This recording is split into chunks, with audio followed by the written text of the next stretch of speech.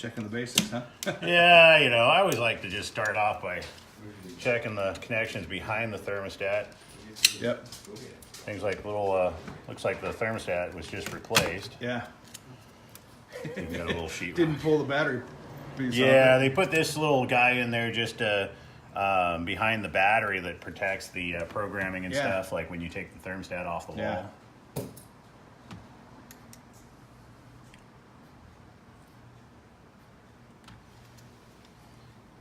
Looks like we're getting cool on here.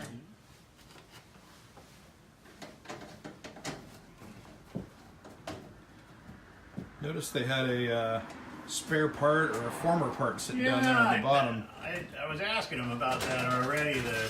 I saw that contactor sitting down there. That would go in the outdoor unit. Mm-hmm. It's what turns on the compressor and the outdoor fan. So that's the relay basically that shoots Exactly. that on. Okay. Like you can see this little contact that pulls together. Yep. And that just basically turns on. It's got a little electronic magnet down here. Gotcha. But usually those get replaced due to maintenance and stuff because of the contact. Sheetrock and all kinds the of good original stuff, huh? So it's never been wood cleaned. shavings. All kinds of good stuff in here. Never been cleaned.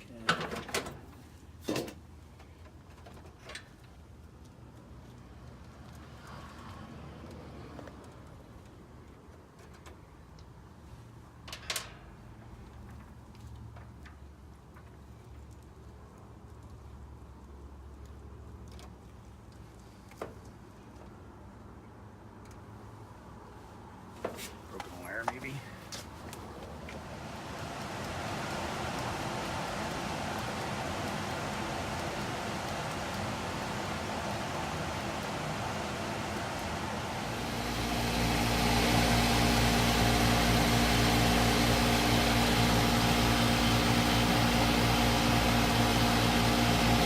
Just selecting the right refrigerant here.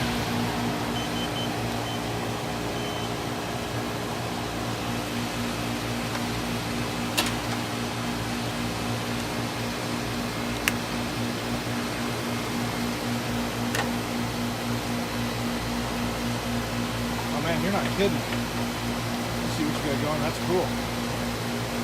Yeah, so basically I get my temperatures and my lines right here, and then this gauge set is a little bit higher end than a lot of the digital gauge sets, but it's got ability of doing a graphical display. Yep. And with that we get my pressures graphed out, which is kind of nice for not really this system. This system has a basic metering device at our indoor coil. Yep. So I'm just really going to see flat lines on both sides. Yeah. As Not the too pressure rises out here, the pressure on the inside will rise because it's what we call a fixed metering device.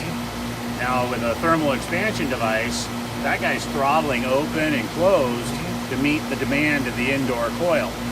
And so then what I'll see is like a nice little wave sign, and it lets me know how it's functioning. Yeah. If I'm getting like a bad airflow on a TXV, I'll see it spiked because that it's expansion, reacting. it's hunting as we call it. So yeah, you get a lot of great things. So right here, I mean, basically with a fixed metering device, I mean, I'm going to expect to see about 25 to 30 degrees of superheat depending on the indoor load. Yep. My subcool kind of tells me kind of like a fuel tank in your car, my reserve of refrigerant stacked up in the outdoor coil. I mean, based on these readings right now, I mean, I'm not too worried about the AC refrigerant circuit. Okay. I'm gonna get a couple air caps. You can see our combustion blower is still turning on and turning off, but that's why I'm disabling the heat mode. I'm going to turn off the gas control valve, so that way nothing funny happens inside the furnace. We've disconnected the wire calling for heat, so there's no way your thermostat can even call for heat. Not that it's going to need it while it's 90 degrees. And our AC unit should be kicking on.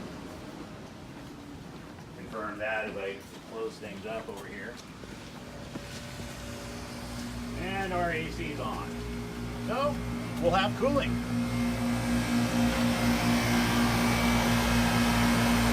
Now, Jim, that is the finest sound in the world in your life right now.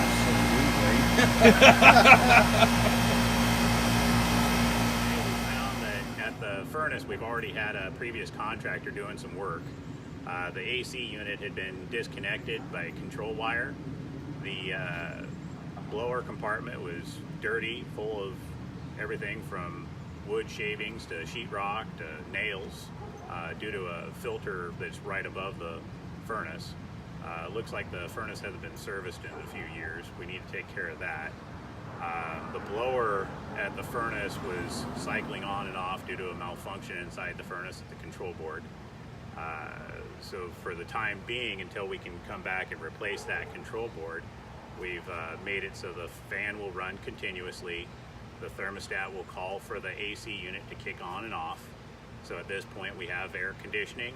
We'll get back and replace that control board inside the furnace so we have air conditioning and gas heat. We've disabled the heat function at this point for safety reasons. Since that control board is not functioning normally, turned off the gas and the power to the heat cycle, but you're able to use that air conditioning for cooling through this weekend until we can come back.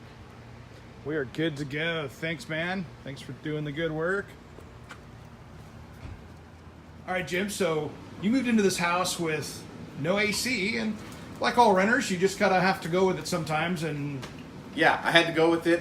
You know, we moved from a place that didn't have AC, so we had a bunch of window units and a floor unit, and so we were using that, but it's a much bigger house than I had before, and it was getting hot at night. I can tell you how hot it was getting. So, well, I came out, we took a look at it, and yeah, kind of troubleshot it. And I'm no AC guy, but I wanted to see if we could figure out the basics, and I knew it was well above my pay grade. Well, so since I know absolutely nothing about it whatsoever, I was so thankful that you were able to come out and take a look at it, and then of course Pyramid Heating and Cooling coming out and taking a look at it as well.